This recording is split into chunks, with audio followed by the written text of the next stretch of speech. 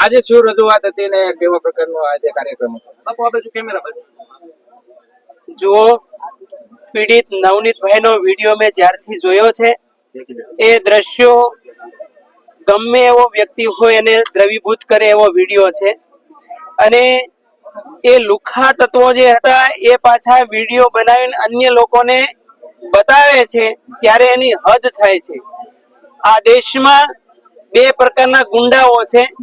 એક ગુંડા કે જે જનતાના હિતમાં, દેશના હિતમાં, સનાતનના હિતમાં કામ કરતા હોય છે, એ ગુંડાઓ તો કોઈ વંદનીય છે. પરંતુ જે ખોટી રીતે લુખ્ખાગીરી, દાદાગીરી કરે, નાના માણસોને દબાવવાના પ્રયાસ કરે, એવા લુખ્ખાઓને ગુજરાતમાંથી ને ભારત દેશમાંથી હંમેશા નિકંદલ કાઢી નાખવું જોઈએ. અને એના માટે આ દેશમાં પોલીસ પ્રશાસન છે. આજે પોલીસ પ્રશાસન પણ બે પ્રકારની છે. એક રાષ્ટ્રને વફાદાર અને અમુક નિશ્ચિત પાર્ટીઓને વફાદાર. એટલા માટે ગુજરાતમાં જે પેરાડોક્સિકલ સ્થિતિ પોલીસ તંત્રની થઈ છે એ એટલા માટે એ સિસ્ટમને હું તો કહું, જનતા આજે જાગી ગઈ છે ત્યારે એ સિસ્ટમને ઉખાડવાની મારી તમારી બધાની ફરજ છે. એક તો લાગવકશાહી, એનાથી પીડિતને ક્યારે ન્યાય નથી મળતો. બીજું કે જે મુખ્ય મુદ્દો હોય એને ટ્રેક કરી અને અન્ય મુદ્દાઓ પર ડાયવર્ઝન કરવામાં આવે છે. અને ત્રીજું કે પોલીસને પૈસા આપીને મોટા જે લાગવક ધરાવતા હોય એ લોકો ખરીદી લે છે. આવું કરપ્શન પોલીસ તંત્રમાં પણ ચાલે છે. અને ચોથું કારણ કે જે પીડિત વ્યક્તિને કલમ લગાડવી જોઈએ કાયદા કાનૂન પ્રમાણે, એ કલમ ન લગાડે અને હળવી કલમો લગાડી અને હંમેશા એમાંથી છટકબારી પકડી લે છે.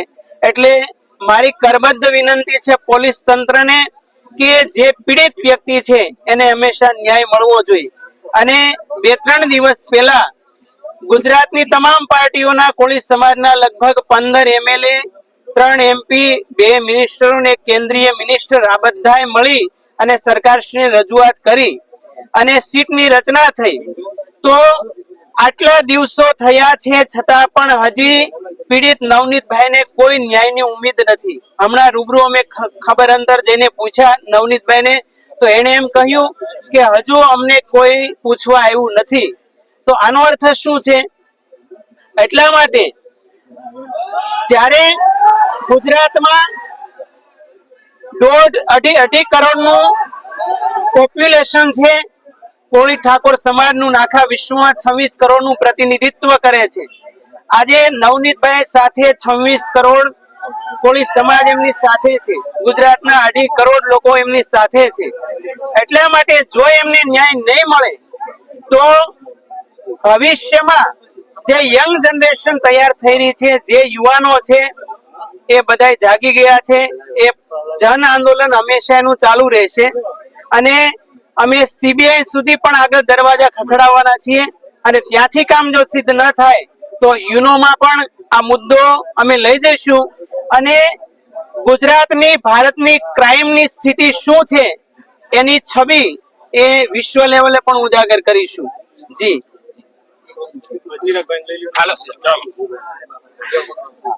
બસો ને ભાઈ 250 થી 300 ગાડી છે. અને બીજું કે આજે નવનીતભાઈ નિમિત્ત બન્યા છે, અમને બહુ જ આનંદની લાગણી, ખુશી વ્યક્ત થાય છે કે દરેક જે આગેવાનો છે પોતાના પક્ષ ભૂલી, પોતાના સંગઠનો ભૂલી આજે સમાજમાં જે એકતા બતાવી છે ને એ કોઈક અનેરો ઉત્સાહ છે. આજે તમે જોયું હશે અહીંયા અમારી એન્ટ્રી થઈ અને જે અમારા ભાઈઓ જે અમારું સ્વાગત કર્યું છે એ બદલ તેનો દિલથી આભાર માનું છું. ખાસ નવનીતભાઈની જયારે વાત આવે ત્યારે કહેવાનું એ થાય કે આ જ્યારથી બનાવ બન્યો છે, ઉદ્ભવ ક્યાંથી થયો કે પોલીસ પ્રશાસન દ્વારા, એના અધિકારીઓ દ્વારા અજાણ્યા શખ્સો આવું લખી આરોપીને છાવરવામાં આવ્યા. તો તે પીઆઈ બેનને માત્ર ઘરે બેસાડવામાં આવ્યા, તો એના ઉપર ગુનો દાખલ કરવામાં આવ્યો નહીં. એક અધિકારી પછી બીજા અધિકારીની તપાસ આવી, પછી ત્રીજા અધિકારીની તપાસ આવી, પછી SITની રચના કરવામાં આવી. મને એનો મતલબ એ કે પોલીસ પ્રશાસનના અધિકારીઓએ તપાસમાં ક્યાંક ને ક્યાંક ફરજ બેદરકારી દાખવી છે. પોલીસ પ્રશાસનના વડા ગૌતમભાઈ પરમારને હું કહેવા માંગુ કે અમને તમારા ઉપર વિશ્વાસ છે.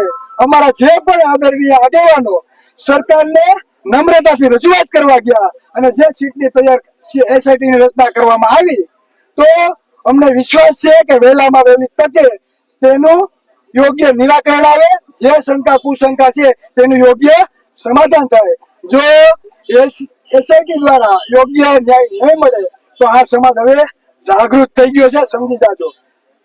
રાજકીય પક્ષો પાસે માત્ર ને માત્ર છે ને ટિકિટો છે. સૌથી વધારે મત આ કોળી સમાજના છે. એટલે 2047 ની સીટમાં આ ગુજરાતમાં 25 સીટો એવી છે જ્યાં કોળીની સૌથી વધારે વસ્તી હોવા છતાં કોઈ ટિકિટ આપવામાં નથી આવી. એટલે કદાચ અમે ખાલી 25 સીટ કવર કરશું ને તો અમારા ટેકા વગર તમારી સરકાર બનશે નહીં. એટલે આ કાન ખોલીને સાંભળી લ્યો. હવે આંદોલન કરવાની જરૂર નથી, પણ ગામે ગામ એવા યુવાનો તૈયાર કરશું કે પોતાના મતની કિંમત શું છે, ઓબીસી એસસી એસટી સમાજને સમાનતા કઈ રીતે મળે, આરક્ષણ કઈ રીતે મળે, બજેટ કઈ રીતે મળે, તે ઘર ઘર સુધી જાગૃતતા લઈ આવી અમે અમારી ખુદની સરકાર બનશું, તેવી વ્યવસ્થા સ્થાપિત કરશું. જય જય કોળી સમાજ.